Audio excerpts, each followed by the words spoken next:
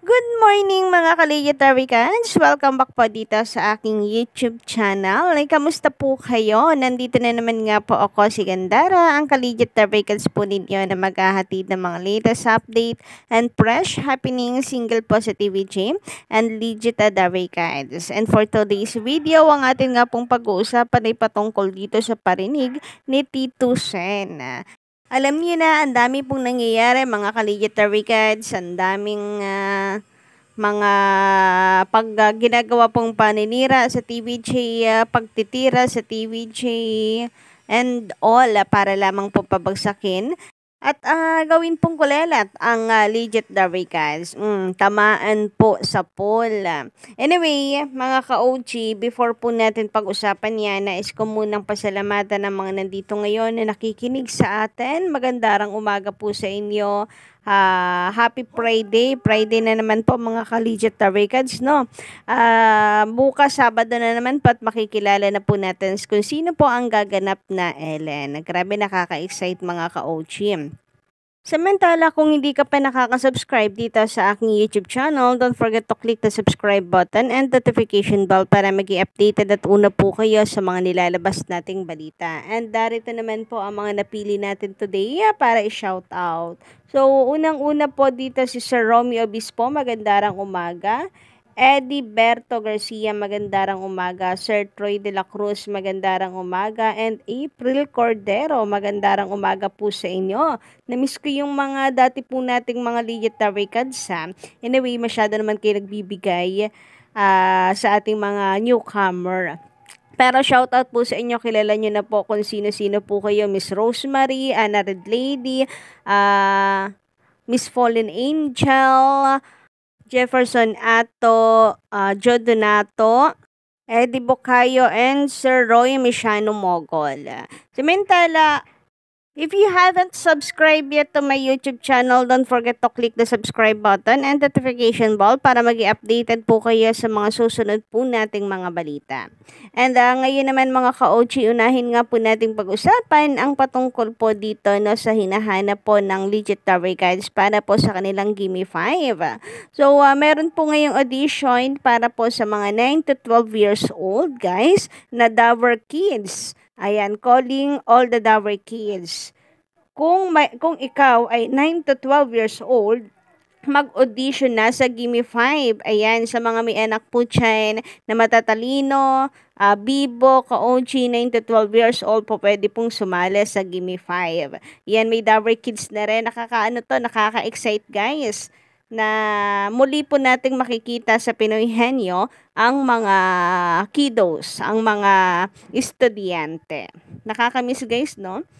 So, para po sa mga malalapit lang and kaya pong pumunta sa TV5, nandito lamang po, pumunta lang daw po kayo sa TV5 Media Center, Reliance Street, Mandaluyong City.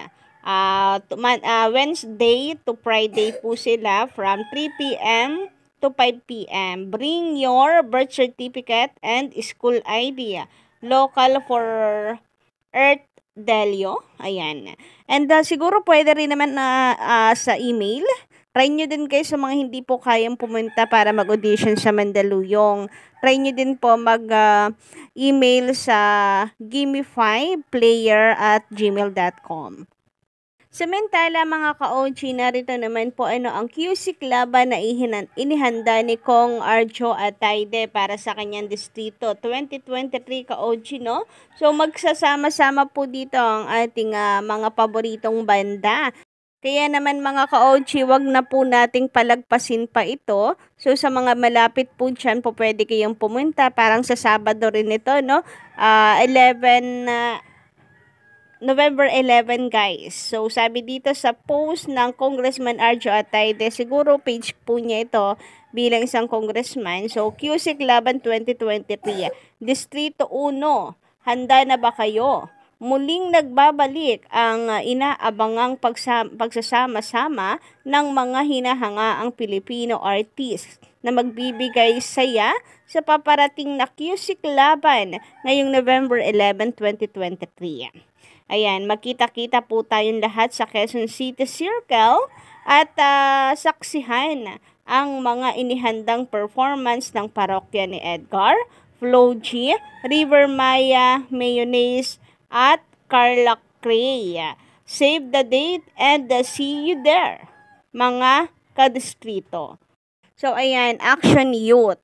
So, walang nakalagay na oras dito, no? Pero sana hindi naman po magsabay sa EAT. Malay nyo naman gabi ito kasi kapag banda kasulukuyan gabi, no, mga collegiate Tawikans. Para makapanood pa po tayo ng EAT. Isa rin po kasi ito sa ating inaabangan. But anyway, sa mga malapit po sa kanila po, pwede nga po kayo na manood sa Quezon City Circle. Yan. Makikita na po ninyo ang mga paborito po ninyong banda. So, parokya ni Edgar. Ang bias ko po dito mga ka-OG, no, sayang kung malapit lang po sana ako. Kita-kits sana po tayo dito at magkwentuhan. Pero wala malayo. Anyway, pag-usapan naman po natin mga ka-OG itong patungkol po sa kay Tito Sen. Ako tila naririndi na si Tito Sen sa mga tolongkes na ito na mga inggitero at gusto na niyang burahin sa mundo. Grabe nga naman yun. Meron po kasing isinare sa social media itong si MJ Latismosa. So kung makikita po ninyo ka-OG, ito ilalagay po natin sa inyong mga screen. So, pasensya na po kayo sa background natin guys, no? Medyo maingay. Kaya hindi talaga ako nagbablog pag umaga. Pag hinahataw na lang natin sa gabi kasi dun lang talaga matahimik ang mundo. Anyway, dahil marami po nagre-request na dapat ay sa umaga may update din tayo. Narito nga ka-OG ang post po ni MJ Latismosa. Nakalagay dito, sino raw? If you could delete anything from the world, what would it be? Grabe nga naman yun. At si Tito Sen hindi po naiwasan na magkomento at ang isa po sa kanyang comment dito na gusto niyang burahin ay ang mga inggitero at inggitera. Grabe nga naman kasi may mga inggitero at inggitera po dyan sa paligid. Napakarami po niyan na wala pong ibang ginawa kundi po ang siraan ng TVJ para hilahin po ito pababa, pati po sa TV ratings. Grabe nga naman yon. Until now hindi po nila nilalabas noong October 28, baka naman ay ilabas-labas nyo na yan. Gusto nyo ay ikulelat talaga ang TVJ. Ganyan po talaga pag mga inggit mga ka-OG, no? Kung sa bagay may kasabihan nga po tayo kung sino ang siyang hitik sa bunga, siyang pilit na binabato mga ka-OG. Ganun talaga, marami pong blessings ang TVJ ngayon taon. Kaya yung mga inggitero at inggitera, hindi lang po speaking of EAT, TVJ, in general, ang sarap po talaga na tanggalin sa mundo ng mga ito. Kasi ang mga inggitero at inggitera na napaka-toxic na po ng pag-uugali ay talagang sisirain ang buhay mo. Sisirain ka na, sa ibang tao sisirain pa ang buhay mo. Grabe nga naman yon. Tama-tama na, uy. Samantala, sabi naman po dito ni Sir Troy de la Cruz sa kanyang komento, good morning, gandarang maganda, maski 10 istasyon pa ipalabas ang fake bulaga, walang manonood sa kanila. Grabe nga yun. Kapag ayaw po talaga ng tao, kahit 100 million pa siguro ang gamitin nilang YouTube account na may 100 million subscriber, hindi po sila panonoorin. Pag ayaw ng tao, wag pong ipilit. Kaya sabi dito, kahit ilan pang YouTube channel gamitin nila, Facebook pages, ay hindi po sila panonoorin ng mga tao kung ayaw po talaga sa kanila. Biruin nyo yun guys, dati nakaka-2K ang Itbulaga tape sa kanila pong live. Dati nakaka-2K sila, no? Pero mula nung mag-live na rin po ang GMA Network, naging 1K na lamang po. Nakaka 1K na lang, 1.1 ang Itbulaga, and then sa GMA Network ay 900. O, diba? Kung pagsasamahin mo ay 2,000 pa din lang po yun. Hanggang doon lang po talaga ang viewers nila online. Wag na pong ipilit. Kahit milyon-milyon ang inyong subscriber, pagsamahin nyo yung 30 million plus 5 million mga ka-OG, walay pa rin.